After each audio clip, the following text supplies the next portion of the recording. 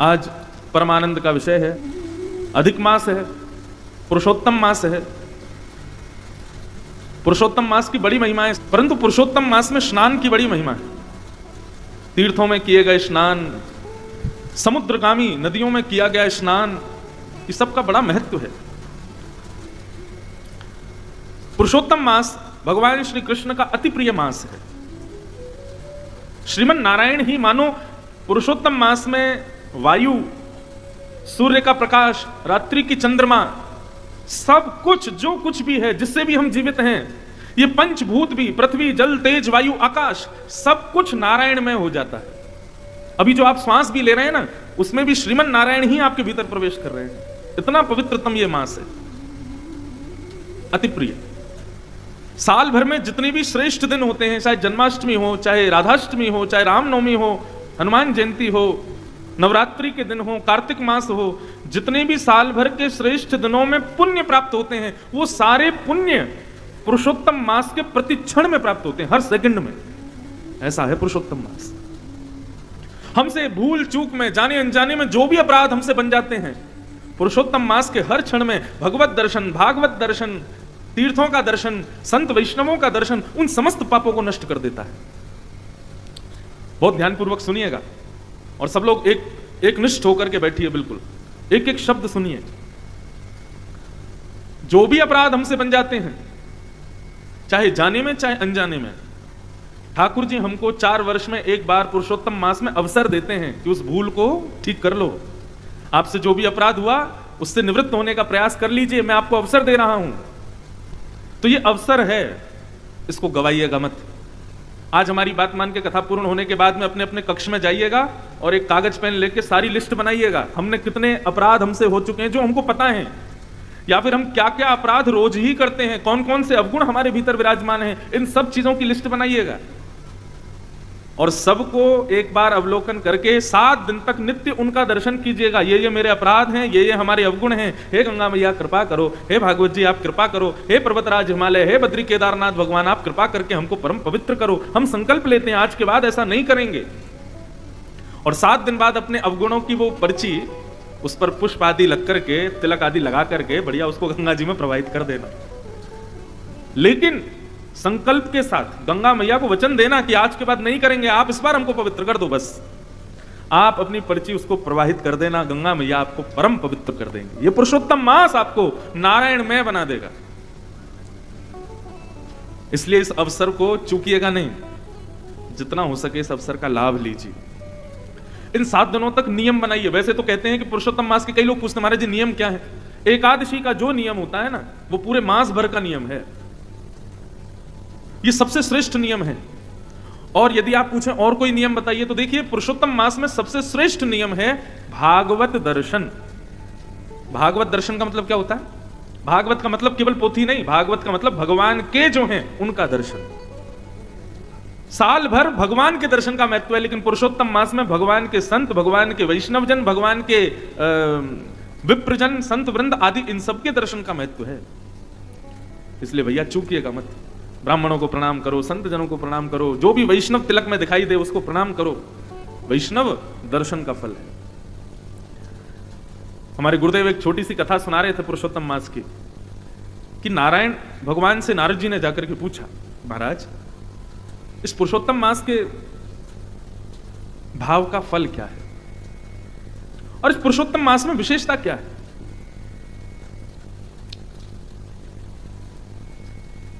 तब भगवान श्रीमन नारायण बोले, देखो अब हम तुमको बताएंगे तो तुमको शायद इतना समझ नहीं आए, तो एक प्रैक्टिकल करके बताते थे। नारद जी बोले बताइए। बोले नीचे अमुक नाम पर एक तालाब है, उस तालाब में एक मछली है, उस मछली से जाकर के पूछो पुरुषोत्तम मास का फल क्या है। नारद जी हंसने लगे, बोले मछली से जाकर के पूछूं मैं? भगवान बोले हमारी आज्ञा है, इसको स्वीकार करो, जाओ तुरंत। नारद जी महाराज पृथ्वी पर जहां भगवान ने बताया तो वहां आए। तालाब में एक मछली थी। नारद जी ने जाके प्रणाम किया, जय हो मत्स्य देवता, भगवान की आज्ञा हुई है कि हम आपसे पूछें कि पुरुषोत्तम मास का फल क्या है, कृपा करके बताइए। बहुत सावधानी से सब लोग श्रवण करो। मछली बोली, जय हो नारद जी, आपके दर्शन हो गए, हम तो कृतार्थ हो गए। एक काम कीजिए, सामने एक गौशाला है, वहां पर एक गाय बछड़े को जन्म दे रही है, आप उस बछड़े से जाकर के पूछिए। और ऐसा कहकर के मछली ने अपने प्राण त्याग दिए। नारद जी बोले ये क्या हुआ? भगवान ने तो आज्ञा दी थी कि ये बताएगी, लेकिन इसने तो प्राणी त्याग दिए।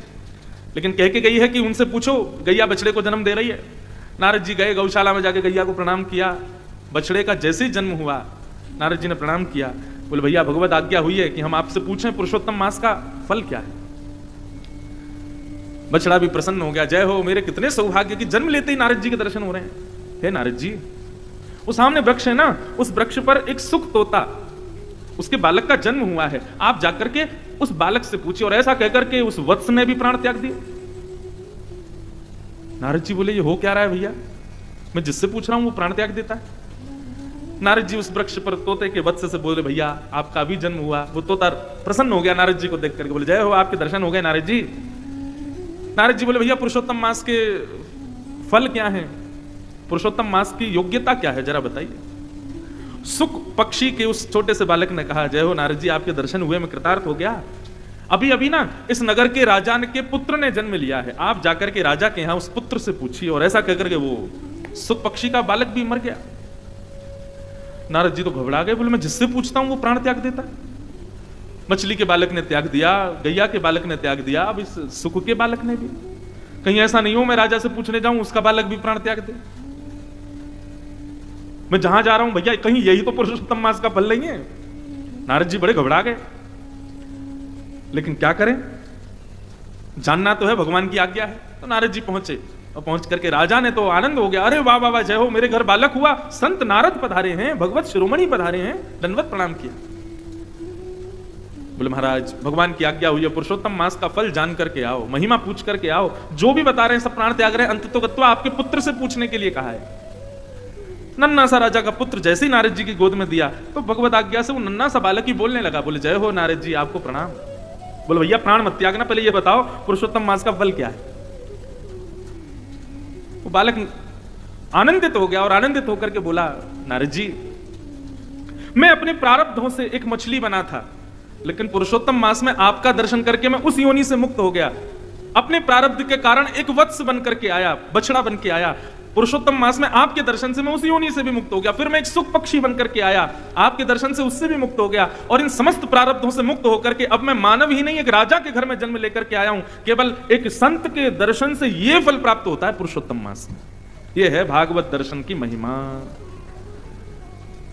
हे नारद जी, व्यक्ति अपने प्रारब्धों से 84 लाख योनियों में भटकता है, परंतु वो जितनी बार वैष्णव दर्शन पुरुषोत्तम मास में करता है, उतने ही उसके प्रारब्ध की योनियां जो हैं वो उनसे मुक्त होता चला जाता है। मतलब अब राह चलता जो भी तिलक लगाए सब वैष्णवी हैं, जिसके गले में कंठी माला देखे समझो वैष्णवी है, गंगा में डुबकी भी लगा रहा है ना वो भी वैष्णव है। सबको अपने नेत्रों से निहारते रहो, सबको प्रणाम करते रहो। जितने ज्यादा से ज्यादा लोग देख लोगे उतने ही आप अपने प्रारब्ध की योनियों से मुक्त होते चले जाओगे। यह है पुरुषोत्तम मास में केवल भगवत भक्तों के दर्शन की महिमा। सोचो, भगवत भक्त के दर्शन की महिमा इतनी है तो तीर्थ में जाने की महिमा कितनी होगी। उस तीर्थ में भी भगवत नदियों में स्नान करने की क्या महिमा होगी, और भगवत नदियों में भी सर्वश्रेष्ठ श्री गंगा में स्नान की क्या महिमा होगी। और उसमें भी आप कथा भी सुन रहे हो। अपने मुझे बताया गया था जब इस कथा के लिए बात करने आए थे इस कथा के आयोजक, तो बोले महाराज जी जितने भी वैष्णव आ रहे हैं सबकी सेवाएं साथ आ रही हैं, सब अपने ठाकुर जी को संग लेकर के आ रहे हैं। बताओ इससे बड़ी महिमा और क्या होगी। गंगा स्नान, भागवत की कथा श्रवण, तीर्थ दर्शन, वैष्णव दर्शन, भक्त दर्शन, भगवत सेवा, और आप जो प्रसाद भी पाओगे, भोजन भी करोगे, वो सामान्य अन्य आहार नहीं है, वो भी प्रसाद है। 24 घंटे में से कम नहीं तो 18-19 घंटे तो आप लोग केवल भगवत में ही रहने वाले हो। निश्चित ही इस पुरुषोत्तम मास में किए गए हमारे द्वारा कर्म जो हैं वो जीते जी। अच्छा, अब इसके पीछे एक बात और, महाराज जी हमारे पुरुषोत्तम मास में किए गए नियम का फल हमको क्या मांगना चाहिए। ठाकुर जी से क्या फल मांग रहे हैं। वैसे तो हम वृंदावन वाले हैं, वृंदावन वाले कछु फल ना मांगे ठाकुर जी से, वृंदावन वाले फल ना मांगे, वृंदावन वाले ठाकुर जी को मांगे। हे नाथ हमारे सब कर्मों का फल ये मिल जाए कि श्याम सुंदर हमको प्राप्त हो जाए, ठाकुर जी हमको प्राप्त हो जाए। तो इस पुरुषोत्तम मास में आप जो भी कुछ करके जाएं, संकल्प लीजिएगा गंगा का जल लेकर के, हे गंगा मैया हमारे सब सत्कर्मों का फल हमको केवल ये दे दो कि श्री वृंदावन बिहारी लाल का मृत्यु से पहले प्रत्यक्ष दर्शन हो जाए, बस और कुछ नहीं चाहिए हमको। बस ये मांग करके जाइएगा। और भैया जितना हो सके दीन रहने का प्रयास करना। ये अवसर है एक महीने की एक प्रकार से, जैसे लोग बीमार हो जाते हैं, मोटे हो जाते हैं, कोलेस्ट्रॉल बढ़ जाता है, शुगर बढ़ जाता है, तो अपनी थेरेपी के लिए पंचकर्म वगैरह करवाने जाते हैं, दक्षिण भारत में जाते हैं, हिमालय पे जाते हैं। तो ऐसे ही हमारे पाप, काम, क्रोध, लोभ, ईर्ष्या, द्वेष, अभिनिवेश, अहंता, ममता, ये जो भी हमारे भीतर है, ये सब रोग हमको लग गए हैं। तो ठाकुर जी ने 30 दिन के लिए पंचकर्मा कराने के लिए भेजा है। ये पुरुषोत्तम मास। अपने एक एक भाव को शुद्ध कर लीजिए, आनंदित हो जाइए। खूब प्रेम से सब लोग कथा श्रवण कीजिए। कृष्णं नारायणं वंदे, कृष्णं वंदे व्रजप्रियं, कृष्णं द्वैपायनं वंदे, कृष्णं वंदे प्रथासुतं। सच्चिदानंद रूपाय विश्वोत्पत्त्यादिहेतवे, तापत्रय विनाशाय श्री कृष्णाय वयं नमः। सच्चिदानंद रूपाय विश्वोत्पत्त्यादि हेतवे तापत्रय विनाशाय श्री कृष्णाय वयं नमः। भगवान का अद्भुत परिचय दिया गया है महात्म के प्रथम श्लोक में। ये एक श्लोक ही काफी है श्रीमन नारायण को जानने के लिए, कृष्ण को जानने के लिए। बहुत ध्यान से सुनिएगा। 3 प्रकार के रूप हैं भगवान के, 3 प्रकार के गुण हैं भगवान के, 3 प्रकार के कर्म हैं भगवान के, त्रिकालाबाधित हैं भगवान। और उनका सुंदर वर्णन यहां पर भागवत के महात्म्य में किया गया। कैसे हैं भगवान? सच्चिदानंद रूपाय। ठाकुर जी का रूप कैसा है?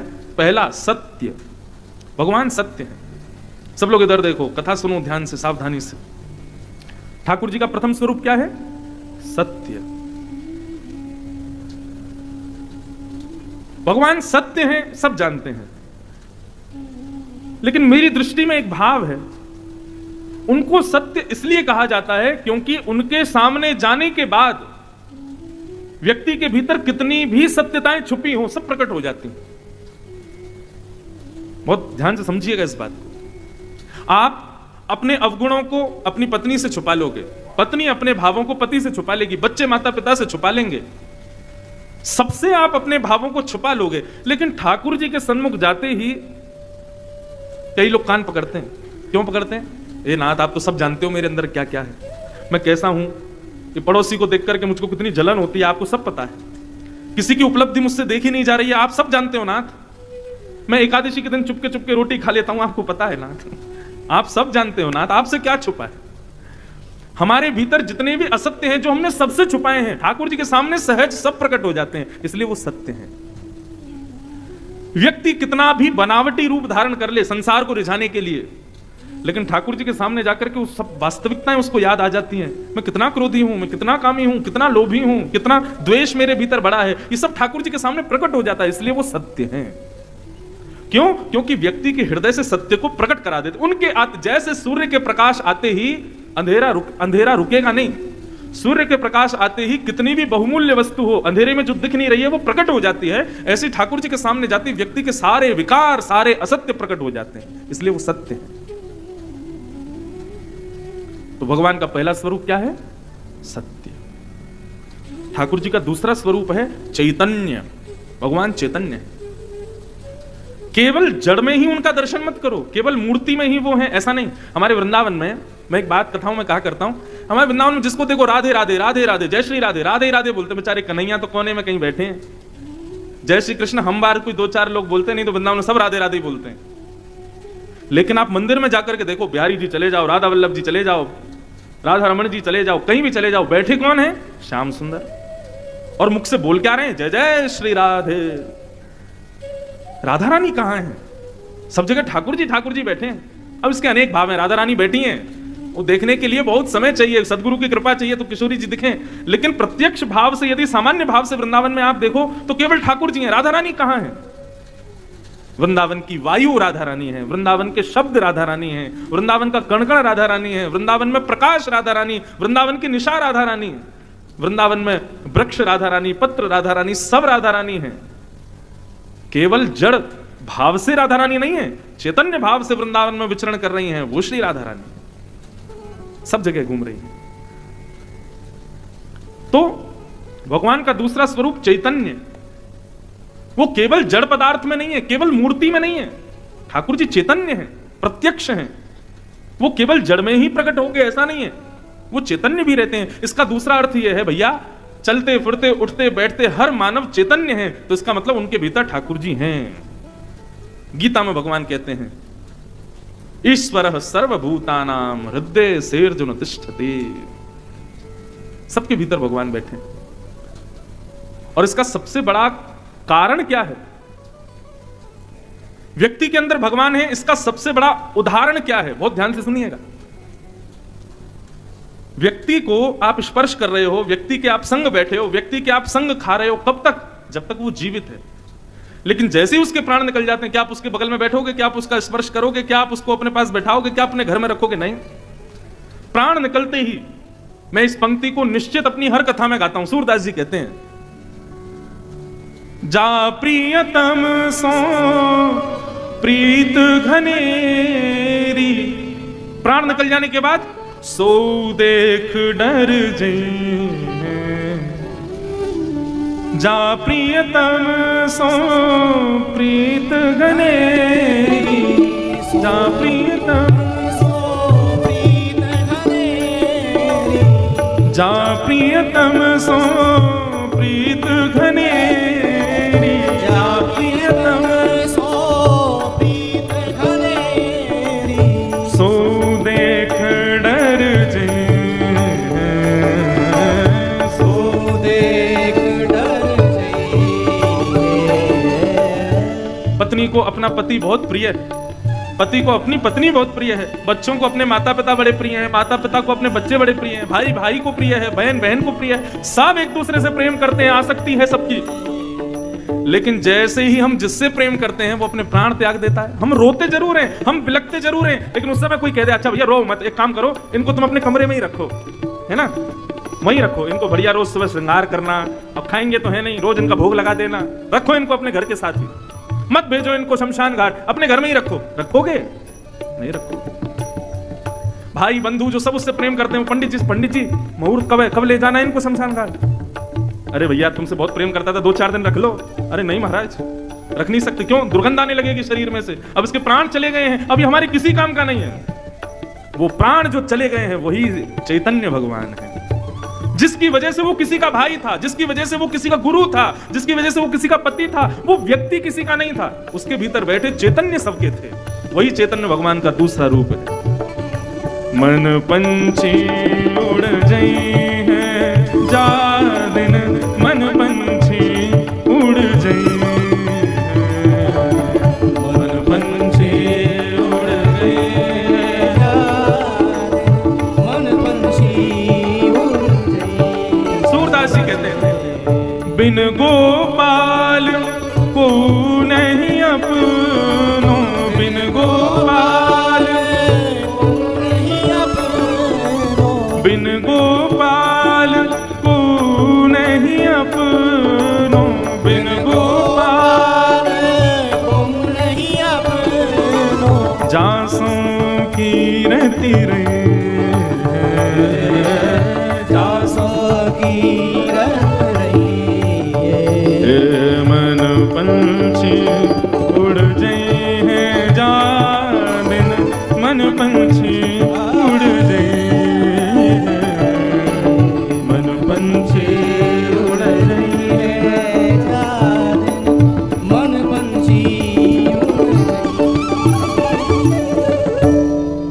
समझ में आई बात?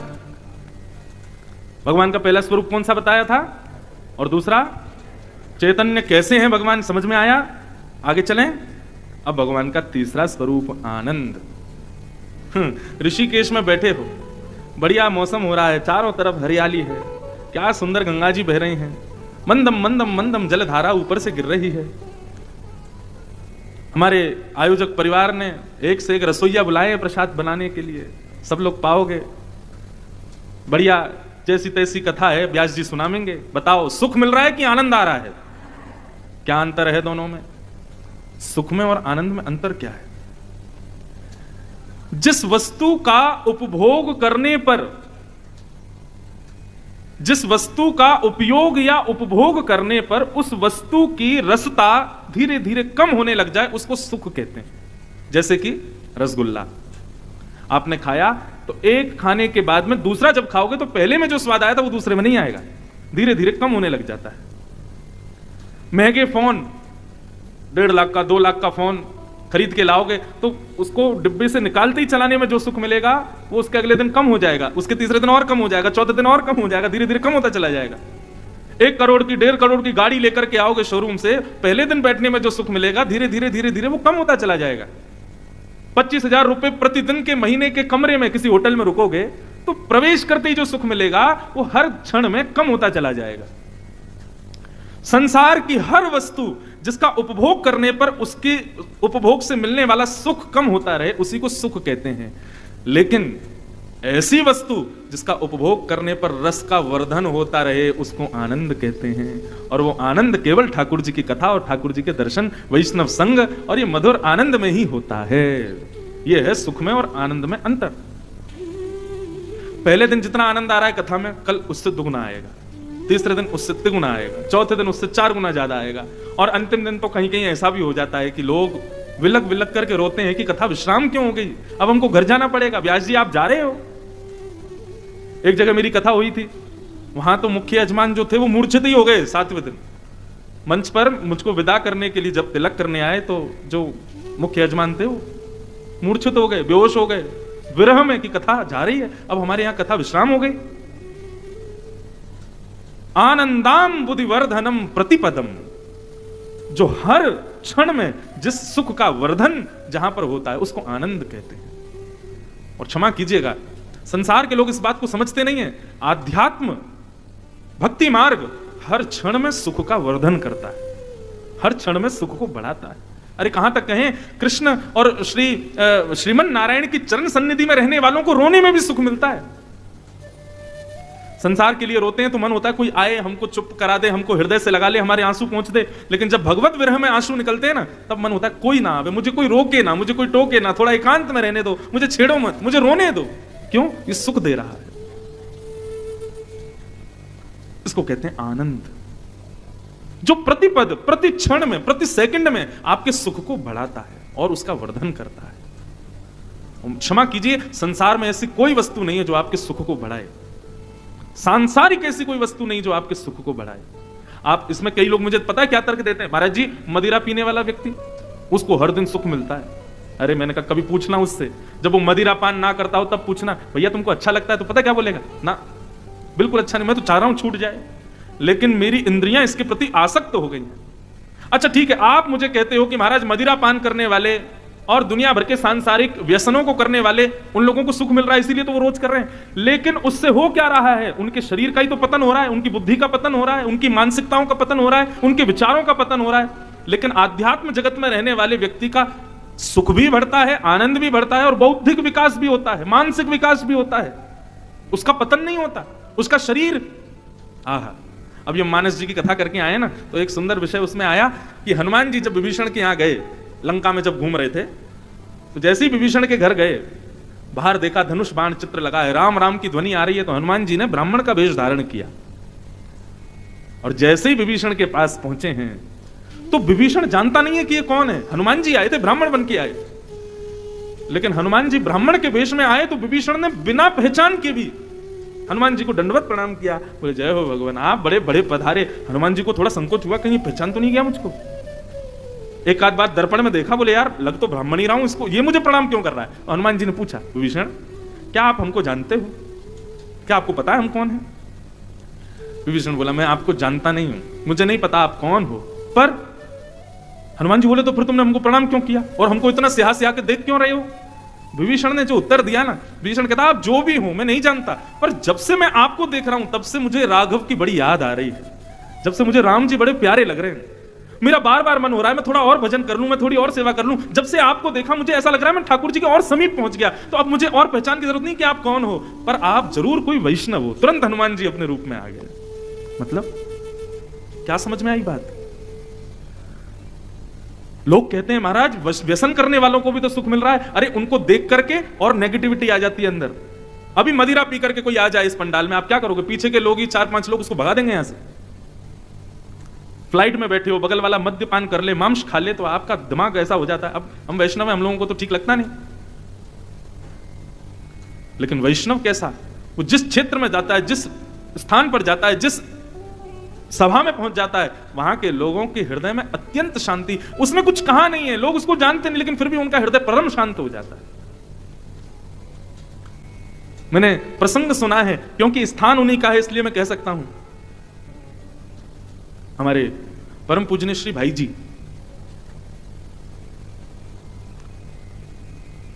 भाई जी का एक मैंने प्रसंग कहीं सुना कि जब श्री राधा बाबा भाई जी से प्रथम बार मिलने के लिए गीता वाटिका पहुंचे, थे बड़े ज्ञानी थे, उनके आगे अच्छे अच्छे ज्ञानी ठहर नहीं पाते थे, उनके प्रश्नों का उत्तर सब देते थे, लेकिन वो संतुष्ट नहीं थे। तब किसी ने उनसे कहा कि आप एक काम करो बाबा, आप ना वहां जाओ गीता वाटिका, और वहां पर आपको भाई जी मिलेंगे, आप उनका दर्शन कीजिएगा, वो आपके शंका का समाधान करेंगे। ब्रह्मचारी, ब्रह्मनिष्ठ, अत्यंत तेजमान, और अवस्था भी ज्यादा नहीं थी। गीता वाटिका पहुंचे,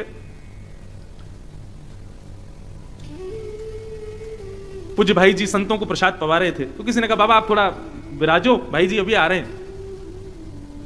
भाई जी अपनी सेवा से निवृत्त होकर के जब पधारे, तो वर्णन आता है, उस समय के दृष्टाओं ने वर्णन किया कि भाई जी ने जाकर के श्री राधा बाबा के श्री चरण कमलों के 5 उंगलियों को, 10 उंगलियों को अपने हस्त कमल की 10 उंगलियों से स्पर्श किया, और जैसे ही स्पर्श किया, राधा बाबा की वो स्थिति हो गई जो वृंदावन जाकर के उद्धव की स्थिति हुई थी। बस अब कुछ सुनना, कहना, कोई प्रश्न करने के लिए बोले ही नहीं, बस ऐसा लगा मेरे सारे समाधान हो गए हों केवल स्पर्श मात्र से। और फिर सदा सर्वदा के लिए राधा बाबा ने संकल्प लिया कि मैं जब तक जीवित हूं, जब तक पृथ्वी पर हूं, तब तक 24 घंटे में एक बार भाई जी को जरूर देखूंगा। यह है आध्यात्मिक व्यक्ति के स्वरूप का, स्पर्श का, उसकी उपस्थिति का यह प्रभाव है। यह एक व्यसनी का हो सकता है। इसलिए बंधुओं, भगवान का दूसरा स्वरूप, तीसरा अंतिम स्वरूप है आनंद। आनंद मतलब जो आपके सुख का प्रतिक्षण वर्धन करे, हर क्षण में उसका वर्धन होता रहे, हिलोरें उठती रहें। अच्छा, एक अंतर और है सुख में और आनंद में। सुख में बहुत व्यवस्थाएं चाहिए तब आपको अच्छा लगता है, लेकिन आनंद में बिना किसी व्यवस्था के भी अच्छा लगता है। अब वैसे तो कई माताएं भाई लोग कुर्सी पे बैठे हैं, सबको प्रणाम है, उतर के नीचे मत आ जाना, बैठे रहना। अब आप व्यवस्था में बैठ के कथा सुन रहे हो, ठीक है, आनंद मिल रहा होगा, लेकिन थोड़े से आप वंचित हो रहे हो। आपसे ज्यादा सुख नीचे बैठने वालों को मिल रहा होगा, क्योंकि व्यवस्था का त्याग करके कथा सुन रहे हैं ना, ज्यादा व्यवस्थित होकर के नहीं सुन रहे, इसलिए इनको और ज्यादा आनंद आ रहा होगा। यही अंतर है सुख में और आनंद में। तो भगवान के कितने स्वरूप? 3। पहला सत्य, दूसरा चैतन्य, और तीसरा आनंद। सच्चिदानंद रूपाय। इसीलिए हम लोग कृष्ण जन्म जब होता है तब गाते हैं, नंद घर आनंद भयो जय कन्हैया लाल की। विनय पत्रिका में गोस्वामी तुलसीदास जी महाराज एक पद गाते हैं। पद गाऊंगा नहीं, लेकिन इस पद का अर्थ आपको समझा देता हूं। हरि तुम बहुत अनुग्रह कीनो। हे हरि, आपने हमारे ऊपर बहुत बड़ा अनुग्रह किया। भगवान बोले कैसा अनुग्रह किया? तब श्री तुलसीदास जी कहते हैं, साधन धाम विबुध दुर्लभ तन मोह कृपा कर दीनो। सब लोग इधर देखो, यहां देखो, सावधानी से सुनो। हमने ये पद इसलिए खोला है ताकि इससे कुछ अच्छा मिले। गोपियां और जो भगवान से कह रही हैं, देखो ठाकुर जी सुलझे रहे हैं और हमको उलझाते रहे, ऐसे काम नहीं चलेगा ना। कभी कभी ठाकुर जी को भी तो उलझाओ। तो इस पद में गोस्वामी जी ने ठाकुर जी को उलझा दिया है। बहुत सुंदर पद है, हरि तुम बहुत अनुग्रह कीनो। अब देखो, इसको कहते हैं व्याज स्तुति। क्या कहते हैं? यहां पर प्रशंसा कर रहे हैं भगवान की, लेकिन कहीं ना कहीं भगवान से कुछ ना कुछ काम भी बनवा रहे हैं। जैसे हम कई बार किसी की झूठी, अरे भैया आप तो बड़े श्रेष्ठ हो, बड़े महान हो, आपसे महान कौन है, ऐसी बात कर रहे हैं गोस्वामी जी। हरि तुम बहुत अनुग्रह कीनो। भगवान बोले हमने क्या अनुग्रह किया? बोले साधन धाम विबुध दुर्लभ तन मोहि कृपा कर दीनो। ये तन जिसको पाने के लिए, मानव शरीर पाने के लिए लोग इतनी तपस्या करते हैं, आपने इतनी सुलभता से मुझे दे दिया नाथ, आपने बड़ी कृपा की मेरे ऊपर। तो भगवान थोड़े मुस्कुरा के फूल गए, बोले अच्छा चलो कोई बात नहीं, ज्यादा प्रशंसा मत करो। गोस्वामी जी बोले आगे सुन लीजिए थोड़ा। बोले क्या? बोले कोटि हु मुख कही जात ना प्रभु के एक एक उपकार। और प्रशंसा कर रहे हैं, ठाकुर जी को चढ़ा रहे हैं ऊपर पहाड़ पर। बोले ठाकुर जी एक मुख से क्या, मैं करोड़ों मुख से भी आपकी प्रशंसा करूं, आपके अनुग्रह की कृपा की बात बताऊं तो भी नहीं कर पाऊंगा, आपने इतना अनुग्रह किया मेरे ऊपर। लेकिन नाथ, तदपि नाथ कछु और मांगी हूं दीजो परम उदार। पहले तो भगवान की बड़ी प्रशंसा कर दी, आपने सब कुछ दे दिया, लेकिन नाथ हम क्या करें, हम तो सांसारी पापी लोग हैं ना, मांगने की हमारी प्रवृत्ति जाती नहीं, हम कुछ और भी मांगना चाहते हैं। भगवान फूल तो गई हैं, बोले अच्छा मांगो, क्या चाहिए तुमको? तुलसीदास जी बोले बस अब ये फंस गए, अब मांगो इनसे। गोस्वामी जी कह रहे हैं विषय वारी मन मीन भिन्न नहीं, होत कबहु पल एक, ताते सहु विपति अति दारुण, जन्मत जोनि अनेक। गोस्वामी जी कह रहे हैं हे नाथ, विषय वारी शब्द सुनिएगा। काशी विश्वविद्यालय के लाइब्रेरी में भी एक तो हमारे वृंदावन के स्वामी हरदास और दूसरे चित्रकूट के श्री गोस्वामी तुलसीदास, इनके शब्दों के अर्थ नहीं मिल पाएंगे। इनके शब्दों के अर्थ तो किसी संत के चरणों में ही मिलेंगे। गोस्वामी तुलसीदास जी कह रहे हैं, बोले नाथ एक कृपा और कर दीजिए। भगवान बोले बताओ क्या करना है? बोले विषय वारी, वारी कहते हैं जल को, विषय रूपी जल है। विषय किसको कहते हैं? सांसारिक प्रत्येक वस्तु जिसकी ओर हम आकर्षित हो जाते हैं उसको विषय कहते हैं। बोले प्रभु विषय रूपी जल में हमारी मन रूपी मछली घूम रही है, विषय रूपी जल में हमारी मन रूपी मछली डोल रही है, कभी कहीं जा रही है, कभी कहीं जा रही है, कभी कहीं जा रही है, कभी कहीं जा रही है। और इस मछली को विषय रूपी जल में घुमाने की वजह से हमको बार बार योनियां बदलनी पड़ती हैं। भगवान बोले हाँ बात तो सही है। ठाकुर जी कह रहे हैं तो इस विषय रूपी जल से मन को निकालो, मछली को निकालो। तब गोस्वामी जी मुस्कुरा करके कहते हैं, बोले प्रभु यही तो मांगना है। बोले क्या? बोले कृपा डोरी बनसी पद अंकुश, परम प्रेम मृदु चारो, एहि विधि वेद हरहु मेरो दुख, कौतुक राम तिहारो। ठाकुर जी जैसे नदी सरोवर के किनारे कई बार मछली पकड़ने वाला जाता है और अपनी बांस की बंशी को डालता है, उसमें एक धागा लगा होता है, उसमें एक कांटा होता है, उस कांटे को वो नदी में फेंक देता है और वो ना एक टक ऐसे ही बैठा रहता है, और जैसे ही उसको दिखता है कि उसका धागा हिला वो तुरंत उसको खींच लेता है पीछे और मछली उस कांटे में फंस करके बाहर आ जाती है। भगवान बोले हाँ बात तो सही है। तो गोस्वामी जी बोले उसी प्रकार प्रभु कृपा रूपी आपकी वो धागा, दूसरा अंकुश रूपी आपकी वो वंशी, उसको आप हमारे विषय रूपी जल में डालो। आप डालो, हम नहीं डालेंगे। आप अपनी कृपा रूपी वंशी से, कृपा रूपी उस बांस से अपनी अनुग्रह रूपी उस डोर को भीतर डालो, हमारे विषय रूपी जल में डाल करके, और प्रतीक्षा करो हमारा मन कब फंसेगा उसमें। भगवान बोले वाह हमको ही फंसा रहे हो। गोस्वामी जी कह रहे हैं मेरे बस में नहीं है इस मछली को, मन रूपी मछली को पकड़ना। हे नाथ आप ही मेरे विषय रूपी जल में अपनी कृपा रूपी डोर डाल करके प्रतीक्षा करो, मेरा मन जिस दिन आपकी कृपा रूपी रस्सी से टकरा जाए तुरंत उसको खींच करके बाहर निकाल लीजिएगा। कितनी चतुराई। मैं नहीं कर पा रहा इस मन को एकाग्र, मैं नहीं बचा पा रहा विषयों से इस मन को, आप करो ठाकुर जी। भगवान बोले अच्छा तुम बेटा बहुत चतुर हो, लेकिन ये नहीं जानते हो कि हम तुमसे भी बड़े चतुर हैं। गोस्वामी जी बोले तो बताओ आप क्या कह रहे हो? बोले हम ये कह रहे हैं विषय में डाला किसने उस मन को? तुमने। तो हम क्यों निकालें? बोले प्रभु आप बात तो बहुत सही कह रहे हो, लेकिन एक बात बताइए विषयों का निर्माण किसने किया और इन विषयों को भोगने के लिए इंद्रियां किसने दी? इंद्रियों में विषय भोगने की इच्छा किसने प्रदान की? सब में आपका ही नाम आ जाएगा। तो इसलिए नाथ तुलसी दास यही जीव मोहि रजू, जेही बांध्यो सोई छोरे। आपने मुझे विषय में बांधा है, इसलिए आप ही मुझको छुड़ाओगे, मेरे बस की नहीं है छूटना। गोस्वामी जी की बात सुनकर के राम जी प्रसन्न हो गए। वाह गोस्वामी जी आपकी इस चतुराई पर हम न्योछावर हैं। ठाकुर जी विषय आपने बनाए, हमारी इंद्रियां आपने बनाई और विषय भोगने की इच्छा आपने प्रकट की, तो मैं क्यों एकाग्र करूं मन को? आप करो, आप मेरे मन को संभालो, बस प्रतीक्षा करो, मैं किसी दिन आपकी कृपा रूपी डोरी से टकराऊं। बस अभी आप लोग जितने भी यहां बैठे हो सब टकरा ही रहे हो, लेकिन हमने ठाकुर जी से कहा ही नहीं है कि हमारे मन को खींच लेना, इसलिए खींच नहीं रहा है। एक आध के खिंच गए होंगे। इसलिए भैया ये कथाओं में जाना, वृंदावन जाना, सत्संग में जाना, एक प्रकार से भगवान की कृपा रूपी उस कांटे से टकराना है, लेकिन खींचें ठाकुर जी, इसकी प्रार्थना ठाकुर जी से करो। वही बात गोपियां कह रही हैं, हे नाथ आपको पीड़ा हो रही है कि हम सब छोड़ छाड़ के चली आई हैं आपके पास, ठीक है हम चली जाएंगी, हमारा मन आपके पास है, उसको वापस कर दो। भगवान बोले ये तो संभव नहीं है। बोले संभव नहीं है तो हमको स्वीकार करो। अंत तो गत्वा ठाकुर जी ने सब गोपियों को स्वीकार किया और उनके साथ रास विहार करने लगे। लेकिन इतने में कामदेव आ गया। भगवान बोले तुम क्यों आ रहे हो? बोले सुंदर स्त्री पुरुष हैं, मैं तो आऊंगा। भगवान बोले अरे भले आदमी, सुंदरता देख रहा है, मन की इच्छा नहीं देख रहा, मन के भाव नहीं देख रहा, ये जीवात्मा है और मैं परमात्मा हूं, स्त्री पुरुष क्यों देखता है? कामदेव बोला मैं तो आऊंगा। भगवान बोले तो आओ। जैसे ही कामदेव ने राजभूमि में प्रवेश किया, ठाकुर जी ने अपने रूप को इतना सुंदर बना लिया कि उनके रूप को देख के मूर्छित होकर गिर गया। मारना ही नहीं पड़ा, रूप पर ही मोहित हो गए। ठाकुर जी बड़े सुंदर हैं हमारे।